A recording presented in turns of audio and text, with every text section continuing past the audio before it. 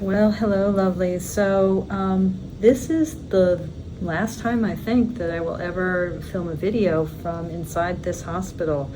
Um, yeah, I'm on call tonight, and this is my last shift as a hospital chaplain.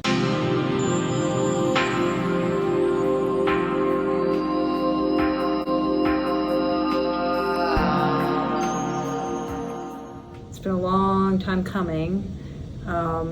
I originally resigned my full-time position in February of 23 after really kicking it over for a long time. And, my desire was to pursue more of my work in counseling and community mental health, and to be able to do more program development and things that I couldn't do here in the hospital. And then with the hope that maybe someday I will come back and do some of that work in the hospital, working with caregiver burnout and with physician wellness, all things I'm really passionate about.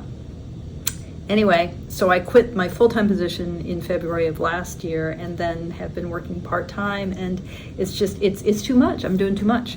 So you have to let go. And this is it.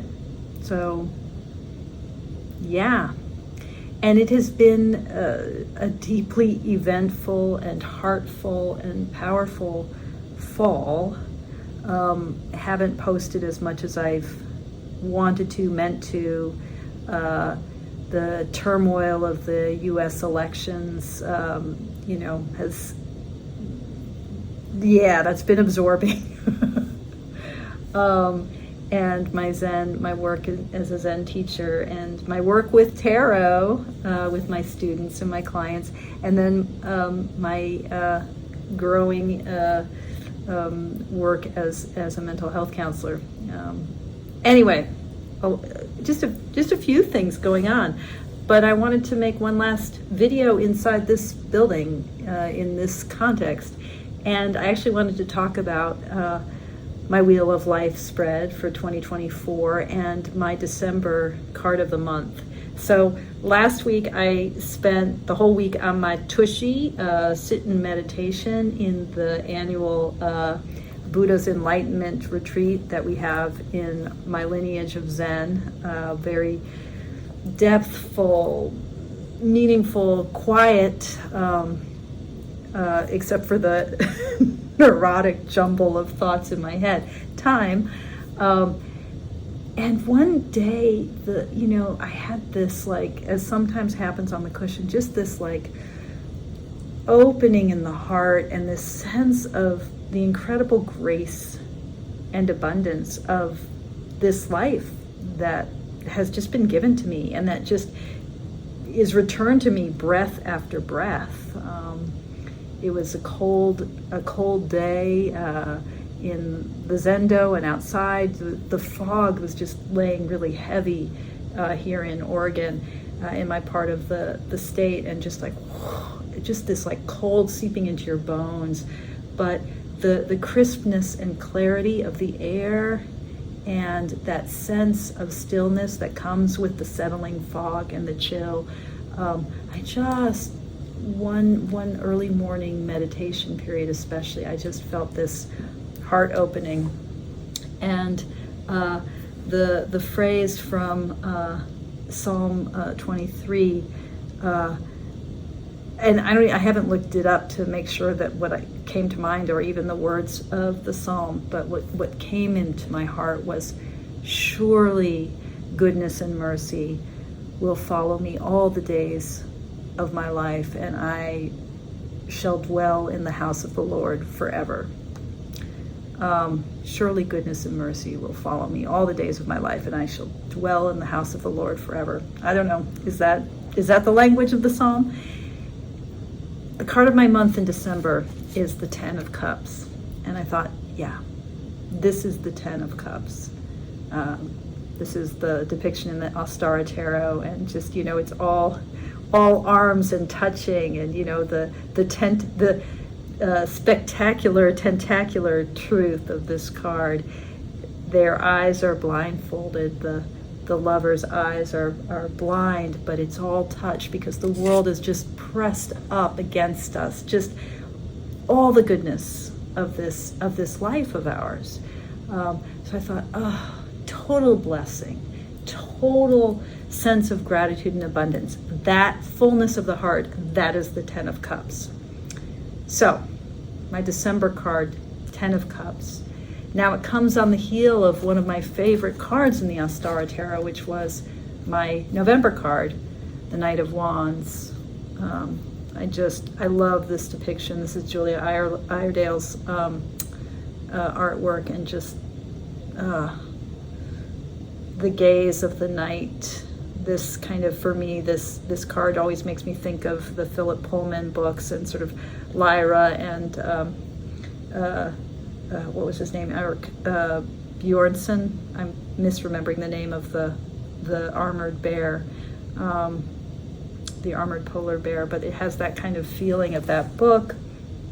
And yeah, I don't know, just that sense of fire of that night of that night of the compassionate spark that pulls us into the world.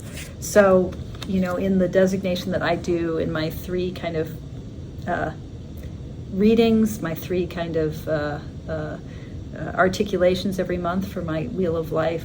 So this is the card of the month. This is the preceding card. So I talk about my Rim month reading, and just this sense of how that fire of fire, with us just feeling like impelled to respond to the world, which definitely was November, in the wake of feeling the apocalyptic force of what it means to have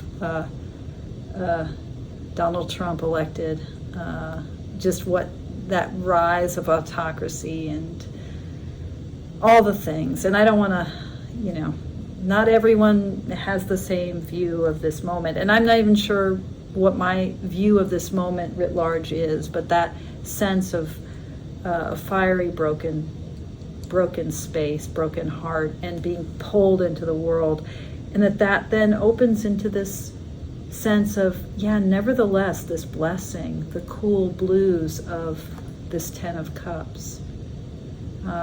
Now, across the wheel, so if we think about, December here, and then across the wheel is June. And my June card was the Devil.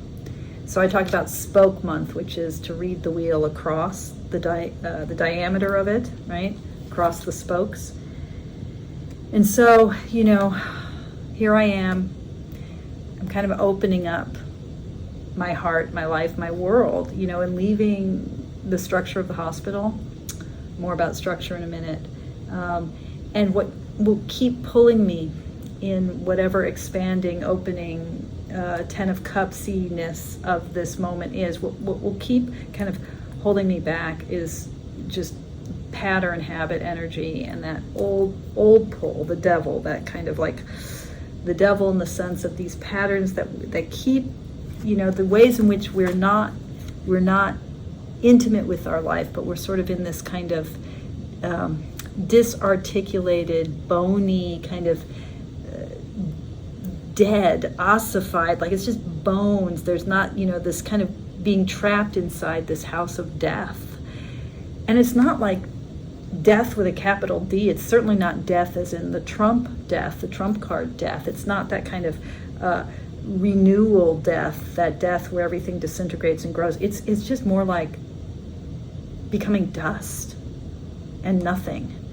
And it relates to the ways in which we just keep articulating the same pattern again and again. That link by link, sort of the classic imagery of the devil's chain, the way the devil enchains us around the neck in the kind of classic Rider-Waite-Smith imagery with the two imps that have the chains around their necks. But it's just dead. There's nothing alive. It's mechanical. That's what I want. Mechanical. Not so much dust, but kind of that rigidity of of the inhuman, non-organic world. So that's my spoke month reading across the wheel from December to June. The ways in which what can keep this from happening is just habit energy. But let's not forget my hub card for the entire year is the Emperor.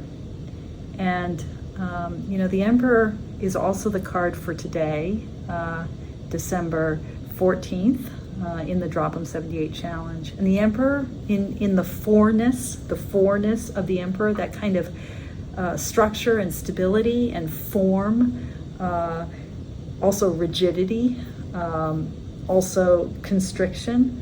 But the Emperor is ultimately about living in a world that has walls, like, to me, having the Emperor and the Ten of Cups as my kind of last hub month reading, hub card and the month card reading, to me this is about, how does the opening of my heart relate to going beyond the walls?